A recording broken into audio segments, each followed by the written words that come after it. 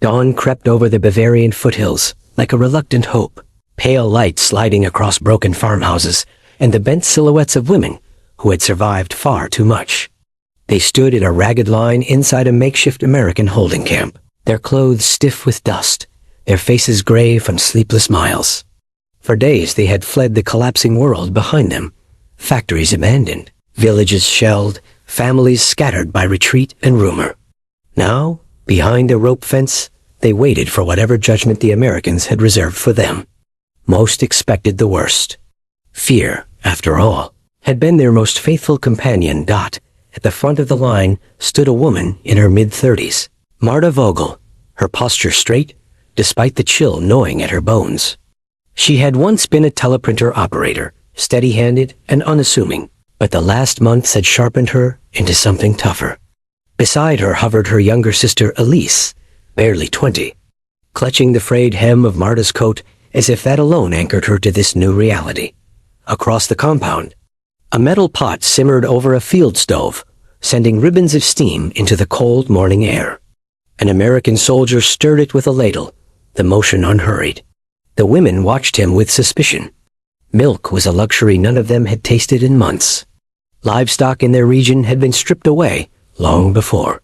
The smell drifting through the camp was surreal, warm, sweet, impossibly gentle. It felt like an insult to their hunger. Marta narrowed her eyes, studying the soldiers. They looked ordinary. Young men with tired faces, boots scuffed from marching, jackets patched at the elbows. One of them glanced toward the women and offered a brief smile. Elise shrank behind her sister, whispering, "Why are they doing this? What do they want from us?" Marta had no answer. Radio broadcasts had insisted the Americans would be merciless. That surrender meant humiliation. Yet none of these men seemed eager to harm them. Behind the sisters, an elderly woman named Hild wavered on her feet, gripping a wooden cane with trembling fingers. She had walked nearly 15 kilometers the day before. When she lifted her head to catch the scent of the milk, her expression flickered, just for a moment, with disbelief. "Warm," she murmured. "They kept it warm." An American sergeant approached the rope boundary, raising a hand for the women to settle. His German was clumsy but earnest. "One at a time," he called out. "Food, milk, it's safe." He pointed toward the pot, as if the steam itself were proof of goodwill. No one moved. Suspicion held them still, anchored by months of fear. Elise's grip on Marta tightened. Slowly, Marta stepped forward. Her boots crunched over the frosted ground. She had not eaten since midday yesterday. Her stomach ached with the slow emptiness she had grown used to ignoring. The sergeant offered her a tin cup, its rim hot against the cool air. When she accepted it, she felt the warmth through the metal, a pulse of heat that startled her more than any shouted order. She lifted it slightly, inhaling the familiar scent. It carried her back to a time before blackout curtains and ration cards, when the world still had softness. The first sip burned her tongue, but she did not let go. Her eyes closed instinctively, not in pleasure, but in something closer to grief. When she opened them again, Elise was staring at her, wide-eyed, as if witnessing a miracle she didn't dare believe. The sergeant gestured for Elise to come forward next. She hesitated, then took her own cup. Her fingers shook so violently she nearly spilled it. The soldier steadied the cup without a word. Elise muttered a quiet "Danke." Behind them, the line began to inch forward. Women exchanged uncertain glances, the kind shared by people who have spent too long expecting cruelty and suddenly find the world refusing to deliver it. Hild moved next, her cane tapping softly against the earth. When the soldier handed her a cup, she bowed her head, tears falling as the women drank. The camp shifted. The rigid silence softened into murmurs and cautious breaths. The Americans didn't push them or bark orders. They simply waited, refilling cups, ensuring each woman received something warm. On any other morning, it might have been unremarkable. Today, it felt like a crack in the war's dark facade. Marta stood beside Elise, watching the steam drift upward. She felt an unfamiliar weight settling in her chest, not fear, not relief, but a quiet, dangerous hope. She tried to suppress it, reminding herself that captivity was still captivity. But as she lowered her empty cup, she noticed something else. A soldier near the stove was unpacking small parcels bread, perhaps, or medical supplies. Another was speaking to an officer, gesturing toward the women with urgency. It was subtle, but unmistakable. Something was happening, something the Americans had not yet revealed. Marta's brow furrowed. She stepped closer to Elise, lowering her voice. "Stay alert," she whispered. "They're preparing for something." Elise nodded, though her eyes lingered on the pot of remaining milk. The morning air thickened with a strange tension as the women sensed the shift. A few exchanged hushed questions, wondering whether the Americans intended to move them again or begin some formal registration. The soldiers seemed aware of the growing unease. One adjusted his helmet repeatedly. Another paced between the stove and a supply crate as if rehearsing instructions he had just received. Elise glanced around, her breath quick and shallow. Marta felt her sister inch closer, the way she had as a child whenever thunder rolled through their village. Something was changing, and Camp felt suspended in that anticipation. Then he said quietly, "There's news you all need to hear." The road that had brought Marta, Elise, and the scattered women around them to the American camp stretched back through a landscape carved from exhaustion. In the early months of 1945, Bavaria had become a corridor of refugees, uniforms, rumors, and shattered certainty. Every village the sisters passed through carried the same hollow-eyed question. How much longer could the world keep falling apart? For Marta, each step felt like a negotiation with fate. For Elise, it felt like a race she was always half a heartbeat behind. They had left their hometown in Württemberg after the factory where Marta worked as a teleprinter operator shut down abruptly in February. Supplies had dried up, wages had stalled, and the air raid sirens had become so frequent that Marta could no longer pretend their lives held any stable rhythm. Elise, who had been assigned to a local communications office, insisted they stay, but the night the railway station was hit, the decision made itself. The shockwave shattered their windows and scattered half the neighborhood into the streets. And Marta realized that leaving might be the only way to save the last pieces of their family. The sisters joined a stream of civilians moving southward, hoping the fighting would pass around them. Roads clogged with horse carts, bicycles, wounded men, and mothers pulling children by the wrist. Rumors traveled alongside them that the Soviets were approaching from the east, that the Americans were crossing the Rhine, that entire towns were surrendering without resistance. No one knew which warnings to believe, but everyone moved anyway, driven by instinct more than direction. Food became a daily negotiation. Barley soup shared by strangers, burnt onions traded for thread, a heel of bread found in a barn whose owners had fled hours before. Elise grew thinner each week, her cheeks hollowing, her once bright laugh shrinking into a wary silence. Marta watched her carefully, counting the fading color in her sister's face, the way she used to count teleprinter pulses. What troubled them most were the stories whispered at night. Women huddled around dying fires spoke of what propaganda had promised, that the Americans would punish every German indiscriminately, that they would seize women for labor, that they would keep prisoners starving to make an example. Elise believed some of it. Marta pretended she didn't, but whenever she tried to reassure her sister, her voice faltered with an uncertainty she could not hide. They reached the outskirts of Augsburg in late March, where the roads were lined with wreckage the retreating army had abandoned. Helmets, shattered crates, a torn field jacket with a name tag still attached. Children picked through the debris for anything useful: buttons, tin scraps, a belt buckle that could be traded for bread. Elise stopped once to examine a signal lamp on the ground, cracked but recognizable. "Someone must have carried this for years," she murmured. "And now it's nothing." Marta urged her forward, knowing that lingering on such symbols was dangerous. Grief could freeze a person in place faster than fear.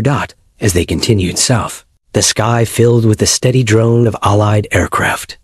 The women walked under the sound like shadows, half expecting the planes to swoop low and finish what the artillery had started. But the aircraft moved past them, targeting rail lines and military convoys instead. Every night, the sisters shared a blanket near groups of other displaced women factory auxiliaries. Widows, farm girls, and pensioners whose villages had vanished under the shifting front. Hild, the elderly woman they would later meet in the camp, first crossed paths with them on a narrow forest road. She had lost her cane the day before, and Elise had fashioned one from a fallen branch.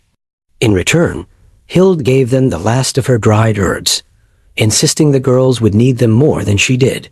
Her quiet optimism, stubborn and oddly comforting, helped steady Elise's nerves on the days when despair threatened to pull her under. The closer they came to the American lines, the stronger the tension grew. German soldiers appeared along the roads, retreating in scattered groups, many without officers.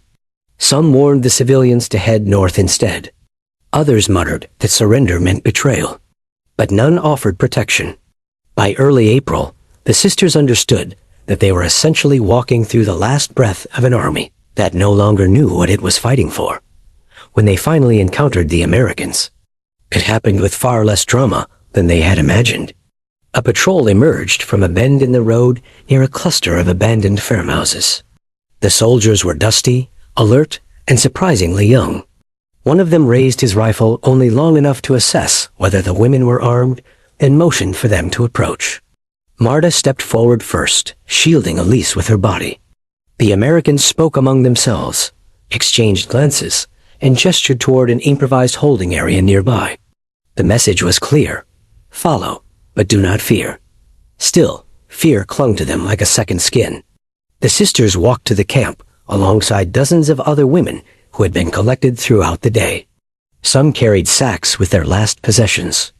Others had nothing but the clothes on their backs. Marta noticed the way Elise flinched each time a soldier looked in their direction. She wanted to assure her that they were safe, but she did not yet believe it herself. The camp, when they reached it, was surprisingly orderly. A rope fence marked the perimeter, and a few tents had been set up for registration. What caught Marta's attention first, however, was the pot simmering over a stove at the far end. The scent drifting across the compound was unmistakable, tugging at a memory so old it felt foreign. Warm milk, the kind their mother used to heat on cold mornings before. School Elise smelled it too. She whispered, "They're giving that to us?" Why? Marta had no answer. The gesture made no sense after months of propaganda that had painted the Americans as merciless conquerors. And yet, the pot remained, steaming patiently, as though waiting for them. Hild, leaning on her makeshift cane, murmured, "If they meant us harm, they wouldn't waste milk on us." Her voice trembled, but her eyes were sharp with something like hope. Marta wanted to believe her. She wanted to believe that the world had not narrowed into cruelty alone. But as they stepped closer to the stove, Marta noticed the soldiers speaking urgently among themselves. One pointed at the growing line of women. Another nodded and hurried toward the tents. Something was shifting in the air, an unspoken tension that did not match the gentleness of the warm milk. Elise sensed it too, and edged closer to her sister, gripping her sleeve. Marta exhaled slowly, bracing herself. Whatever kindness the Americans had shown so far, it was clear that the real reason they had gathered these women had not yet been spoken. And as the sergeant approached them with a grave expression, she understood that the journey which had carried them across half of Bavaria was about to reveal a truth she was not prepared to face. The silence around her thickened as the sergeant stopped just a breath too close, his shadow cutting across the frost. Elise clung to her sleeve, waiting for reassurance Marta didn't have. The sergeant inhaled, steadying himself, and Marta realized the truth would not be mercy or punishment. It would be something far more complicated. Something changed then. The sergeant's voice carried across the camp with deliberate calm, yet every woman heard the tension threaded beneath it. He stood with his boots planted firmly in the frost, hands clasped behind his back, as if he wished to soften the news, but had no authority to do so. "We will begin identification," he announced. "Names, places of work, any military involvement." The words moved through the women like a cold wind. Marta felt Elise stiffen, her breath catching. They had expected food, perhaps orders. They had not expected to be scrutinized. The Americans had set up a small registration tent near the rope boundary, a place that seemed too quiet for what it represented. 2 radio operators worked beside a folding table stacked with forms, stamping each page with mechanical precision. A lieutenant hovered nearby, his coat unbuttoned, revealing a uniform worn thin at the elbows. His face was young, though exhaustion settled in the corners of his eyes like permanent shadows. This was the man who now held the power to categorize them. Harmless civilians, suspected auxiliaries, or something in between. Marta watched him as the sergeant continued explaining the procedure. Each woman would step forward, provide her name, town of origin, and any role she had served in the last years. Those who had worked for the military clerks, typists, radio assistants would be separated for further questioning. It was meant to be routine, a simple sorting of chaos. But chaos, Marta knew, rarely cooperated with simple plans. Elise tugged at her sleeve nervously. "They'll think I'm lying," she whispered. "What if they think I did more than I did?" Marta shook her head, though her own fear stirred. Elise had worked in communications, a civilian office technically, but still linked to the war machine the Americans were dismantling. No one in the camp knew how rigidly the Allies viewed such roles. In the wrong context, even an innocent job could look like involvement.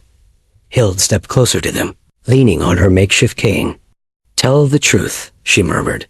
"Truth carries weight. Lies float and drift where they shouldn't." Marta couldn't help a faint smile. The old woman had a talent for cloaking simple advice in poetic certainty. Elise, however, looked unconvinced. The first woman in line approached the tent. She was tall, severe, perhaps 40, her hair pinned tightly beneath a scarf. The lieutenant asked her name, scribbled her birthplace, then hesitated at her work history. She answered softly, too softly for the others to hear, and his pen paused in mid-air. After a moment, he nodded, gestured her aside, and directed another soldier to escort her to a separate group forming near the fence. A collective murmur rose among the waiting women. "They're separating us," Elise whispered. "What does that mean?" Marta swallowed. "Maybe nothing. Maybe they need details." But the uncertainty gnawed at her. The Americans were facing a dilemma Marta could almost sense, though she couldn't articulate it. They had expected enemy soldiers, not civilians whose roles blurred the lines between harmless and potentially significant. The war in Bavaria had ended with such speed that the Americans often weren't sure who they were encountering. Nurses, workers, secretaries, or former auxiliaries, trained to relay signals or even decode messages. Treating everyone harshly would be unjust. Trusting everyone naively would be reckless. The milk had been a kindness, but this was duty. When Marta's turn approached, Elise's hand tightened around hers. "Let me go first," Elise whispered. "I can't watch you walk in before me." So Marta stepped back, letting her sister move ahead. It was a mistake, she realized instantly. Elise's fear shone too brightly. The lieutenant looked up as Elise entered the tent. His gaze softened at the sight of her trembling hands. "Name?" he asked, voice neutral. Elise answered. "Place of origin?" She provided it promptly. Then came the question she dreaded. "Work?" Her jaw tightened, and the pause before she replied stretched a beat too long. She finally said, "Communications office, civilian." The lieutenant's pen froze. He exchanged a glance with the sergeant, who stepped inside the tent, lowering his voice as he asked Elise for clarification. Her explanations tumbled out unevenly, her nerves betraying her. Marta watched from outside, feeling every second press against her chest like a weight. She tried to read the lieutenant's expression. His features revealed little, though he did not seem hostile. Just cautious, methodical, burdened by responsibility he hadn't asked for. When he finally nodded toward Elise, directing her to the same separated group as the first woman, Elise's shoulders slumped as though a verdict had been delivered. Before Marta could approach her, it was her turn. She stepped into the tent with measured breaths, forcing her face into neutrality. The lieutenant regarded her carefully. "Name?" she answered. "Work?" Her reply came steady. "Teleprinter operator." The lieutenant didn't react, but the sergeant writing beside him straightened slightly. They were listening for patterns roles that might link women to the crumbling administrative backbone of the Reich. Military? Marta shook her head. Civilian assignment at a factory. The lieutenant studied her eyes, searching for signs of deceit or fear. She offered neither. Only fatigue. Only honesty.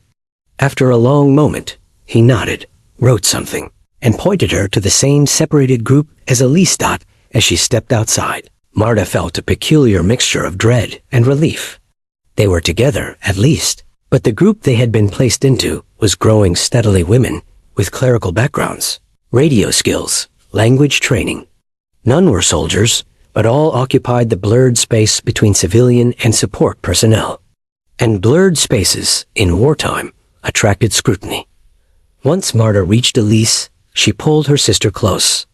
Elise's eyes glistened. "I didn't mean to sound guilty," she whispered. "I wasn't hiding anything. I just..." froze. Marta brushed a loose strand of hair from her face. "They're being careful. That doesn't mean they think we're dangerous." But even as she said it, Marta felt the tension settling heavier. The Americans weren't cruel. They weren't careless. They were caught between their orders and their compassion, between seeing these women as civilians and verifying that none had carried responsibilities more critical than they admitted. Marta understood it. Understanding didn't ease the uncertainty. The lieutenant approached the group once the last woman was processed. His expression remained calm, but his posture carried the strain of someone who had to balance efficiency with empathy. "You will be questioned further," he said. "This is routine." Routine, perhaps, but the way some women instinctively stepped back revealed how deeply fear still clung to them. A soldier arrived with additional papers, speaking quietly to the lieutenant. Marta noticed his eyes flick briefly toward Elise, then toward her. Something exchanged between the men, a silent acknowledgement. A detail passed, a recognition of something that warranted attention. Hild stepped forward, her cane scraping softly. "Young man," she said gently, "just tell us what to expect." Fear grows when silence grows. The lieutenant's expression softened at the old woman's simple courage. "We need to verify which of you had access to military communication," he admitted. "Some roles were more important than others. We must understand who we're responsible for." His honesty offered comfort to some, but to Marta, it tightened the coil of dread. The Americans weren't punishing them. They were studying them, evaluating the fragments of their past for hidden implications. Their dilemma wasn't cruelty, but caution. The lieutenant turned to speak to another officer, but not before glancing once more at the group, particularly at Marta and Elise, as if some detail in their files had set them apart. And though he said nothing, his brief hesitation settled like a shadow at Marta's feet, warning her that the next revelation would not be gentle, and certainly not simple. For a long moment after the lieutenant stepped away, the camp seemed to hold its breath. The women stood clustered in the pale Bavarian sunlight, unsure whether to sit, move, or brace for whatever consequences the Americans' quiet deliberation might bring. The warm milk still lingered in the air, a soft sweetness that contrasted sharply with the tension coiling through the group. Marta felt it most sharply in Elise, whose fingers tightened around her coat sleeve with every glance the soldiers exchanged nearby. Yet beneath the unease, something subtle stirred an awareness that the Americans' caution was not cruelty, and that the fear shaping their journey for months might finally be losing its grip. The soldiers soon returned, not with weapons raised or orders barked, but with blankets and canteens. One of them approached Hild first, helping her sit on an overturned crate. Another handed Elise a cup of water, his gesture hesitant, as though unsure whether it would be accepted or feared. Elise muttered a fragile thank you, her voice barely above a whisper. Marta watched the soldier's expression shift with quiet relief at her response. For the first time since arriving, the barriers between captor and captive thinned enough to let something gentler seep through. A medical corporal, burdened with too many tasks and too few hands, moved briskly through the group, checking pulses and peering into weary eyes with mild but genuine concern. When he reached Marta, she stiffened instinctively, still wired for danger. But he merely placed 2 fingers against her wrist, counted, and nodded in approval. "You're strong," he said softly, "stronger than most we've seen." Then he walked on, leaving Marta with a strangely hollow warmth in her chest. As the hours passed, The Americans' dilemma became visible in every small movement. They wanted to help, yet each act of kindness had to be weighed against orders reminding them these women were not simply refugees. They were the remnants of an enemy nation still unraveling. The soldiers spoke with quiet voices, made notes on clipboards, and carried themselves with a restraint that revealed far more about their humanity than their uniforms did. They were young men asked to be both compassionate caretakers and vigilant screens between the ordinary and the dangerous. Marta watched the lieutenant pacing near the tent, rubbing the bridge of his nose, as though calculations moral and procedural pressed too heavily upon him. She saw him glance occasionally toward the group of separated women, a flicker of concern crossing his features each time. It dawned on her then that this man bore more responsibility than any of them could see. His decisions in this small patch of earth would ripple through reports, chain of command briefings, and perhaps even future histories. Yet he wore the burden quietly. Elise, meanwhile, tried to regain her composure. She sat beside Marta, knees drawn to her chest, eyes fixed on the steam rising from the stove where more milk simmered. "It's strange," she murmured. "Such a small thing, that pot." Her through questions she had already answered. But this time she sensed a different intent, not accusation, but clarity. He asked about the office where she worked, the tasks she performed, the people she reported to. Her voice wavered at first, but she steadied as she realized the lieutenant wasn't looking for reasons to condemn her. He was looking for truth strong enough to withstand the fog of war. When Elise emerged, tears clung to her eyelashes, but she was breathing normally. Marta caught her and pulled her close, relief washing through her in a warm rush. "You see?" Marta whispered. "You were honest, and they saw it." Elise nodded weakly. "He said I have nothing to fear, but I don't know if I believe him." Marta brushed her hair gently. "Then believe me." Slowly, one by one, the women completed their questioning. Each came out looking lighter, as though the weight placed upon them had not vanished, but had shifted to a place they could bear. Even Hild walked out smiling faintly, leaning heavily on her cane, but carrying a renewed steadiness in her gaze. It seemed the Americans weren't seeking guilt, but understanding. As the sun dipped low, the lieutenant reassembled the group. He spoke with the same care he had offered since they arrived. "You will not be detained as POWs," he said. "You are classified as displaced civilians with administrative backgrounds. We will move you tomorrow to a larger camp for shelter and further care." Gasps of relief fluttered through the women, though not without trace, and yet it feels like the only soft place in this whole world. Marta nodded. She understood. The milk had become more than nourishment. It had become a signal that the brutality they feared might not define the rest of their lives. Eventually, the sergeant returned to gather the separated women. His tone was firmer now, but not unkind. "We need to continue with questioning," he said. "One at a time. You'll be brought back once we're done." A ripple of anxiety moved through the group. Elise's breath quickened, and Marta placed a gentle hand on her back. "Whatever happens, we face it together," she whispered. It was meant to reassure. Yet Marta felt its weight pressing inward. Together was a promise she wanted desperately to keep. The questioning tent glowed dimly from a lantern hanging near the entrance. Inside, the women could see the shadows of soldiers moving deliberately, arranging papers, preparing for the next stage. When the first woman stepped in, the flap closed behind her with a soft thud that felt far heavier than it sounded. Minutes stretched, voices murmured, pens scratched across paper. By the time she emerged, her posture slumped with relief rather than fear, though she said nothing.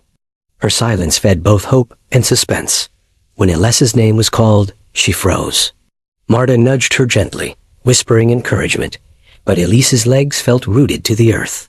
"Come," Marta urged softly. "You'll be all right." Elise swallowed hard, then stepped forward, though her eyes pleaded for her sister to stay close.